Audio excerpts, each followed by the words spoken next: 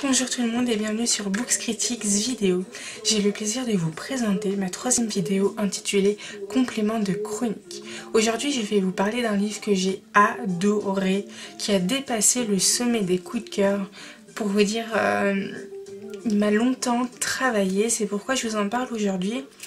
Parce que vraiment, il vaut le coup. Alors c'est un complément chronique mais aussi un conseil lecture, parce que franchement il faut pas passer à côté de ce livre.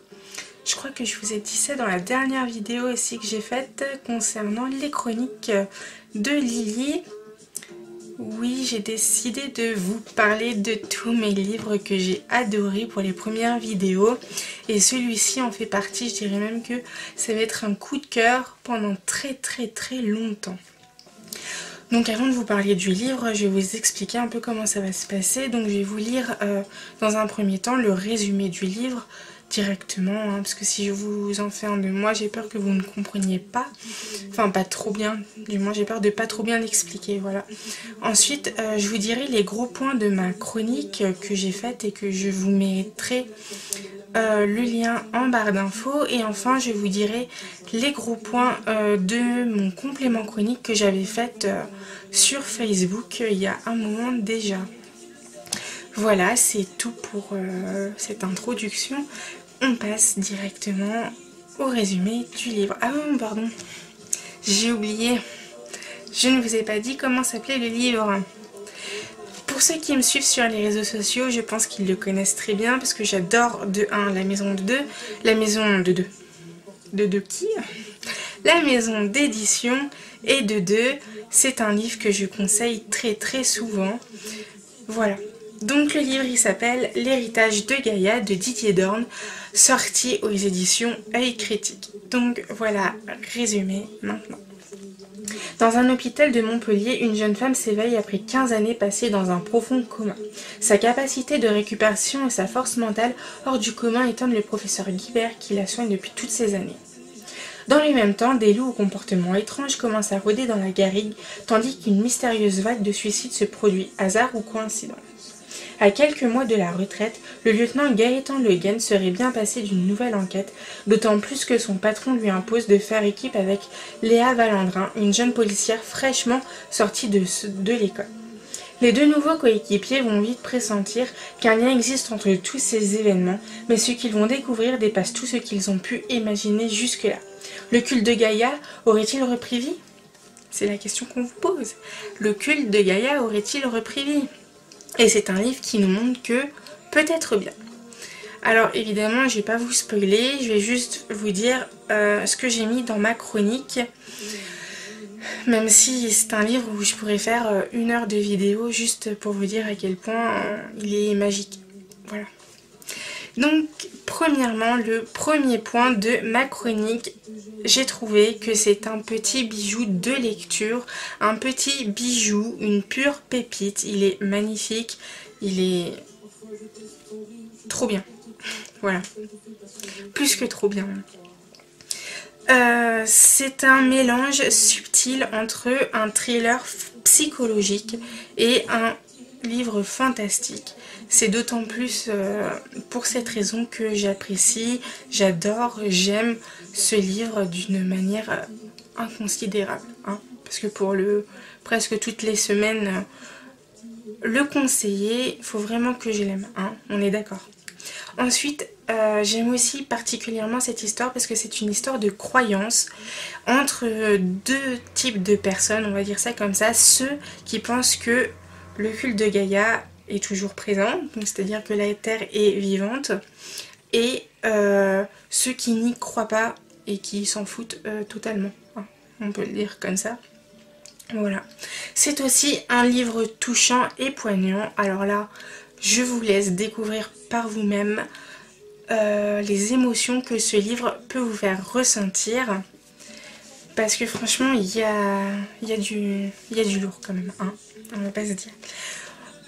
Aussi, le troisième point de cette chronique, c'est un livre où on comprend que les choix qu'on a fait dans notre passé déterminent notre futur. Et ça, c'est un livre... Enfin, c'est pas un livre, pardon. C'est un élément très important dans le livre. Et franchement, au fil des pages, on s'en rend compte, hein, surtout pour les victimes. Voilà. Et enfin, c'est la plume de l'auteur qui est juste à couper le souffle. Donc Didier Dorn, si tu regardes cette vidéo, je sais plus si on se tutoie. Bref, c'est pas grave. Mais c'est pas grave. Donc si tu regardes cette vidéo, voilà, t'as juste une plume magnifique et j'ai vraiment hâte de lire tes autres livres. Soit dit en passant, il a commencé en auto-édition, l'auteur avec La Cité d'Or, si je me trompe pas. Non, je crois pas. Et je vous mettrai...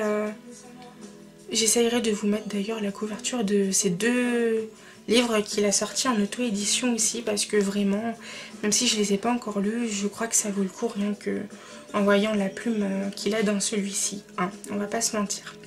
Donc voilà pour ma chronique.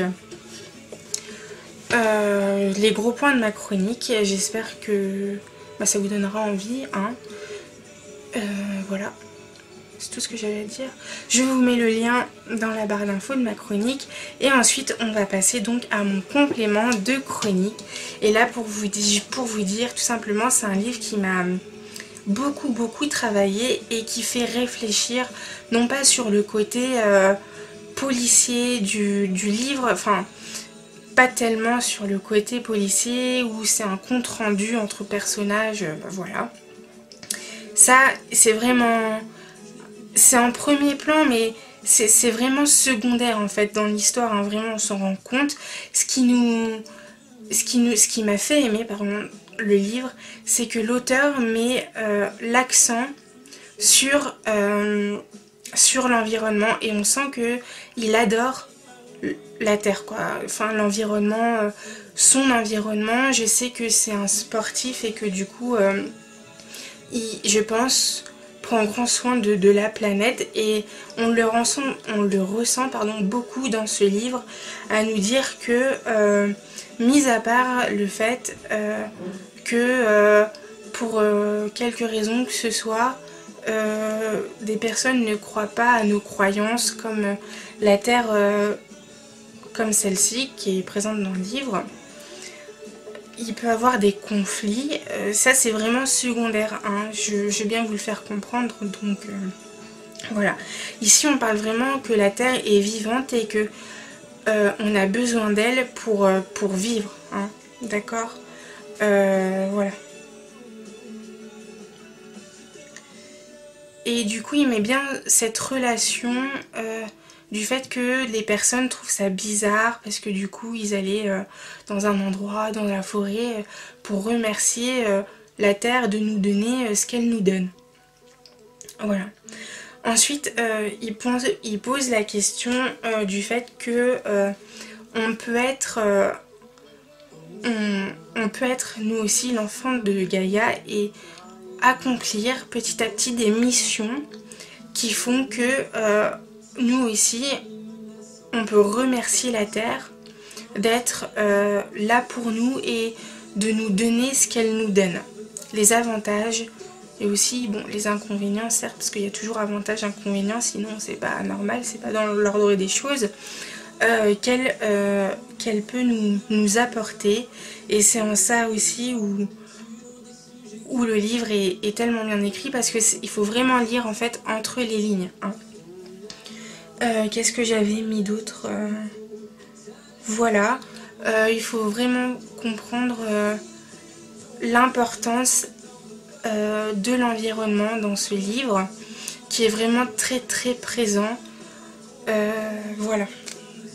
C'est un livre honnêtement qui m'a fait ouvrir les yeux, pardon, sur l'environnement. Et donc du coup à chaque fois que je me déplace ou même que je regarde par la fenêtre de ma chambre mon jardin, les arbres, les oiseaux qui viennent, je me dis que en fait j'ai de la chance d'avoir une terre qui puisse produire tout ce qu'elle produit, et du coup ça serait vraiment très dommage que que nos actes la détruisent petit à petit, hein. Voilà ce que je peux dire d'autre dessus. Ça fait vraiment aimer les petits plaisirs de la terre. Voilà. Hein. Je sais pas trop si je suis convaincante et je vais passer l'amour que j'ai pour ce bouquin. Mais vraiment, il vaut le détour. Hein. Voilà. Alors, voilà ce que je pouvais dire d'autre. C'est un livre quand même qui fait une quarantaine. 400 et quelques pages, pardon. Et vraiment, voilà. C'est vraiment un livre qui nous fait aimer l'environnement. Et on sent qu'elle a vraiment une grande place dans le livre.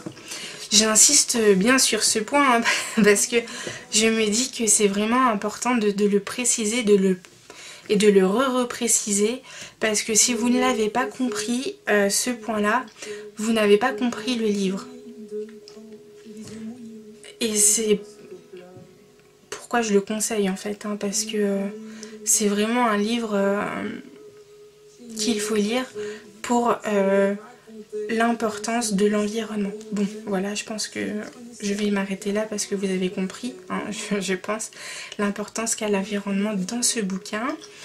Je vous dis merci d'avoir regardé cette vidéo, de me suivre sur les réseaux sociaux, quels qu'ils soient.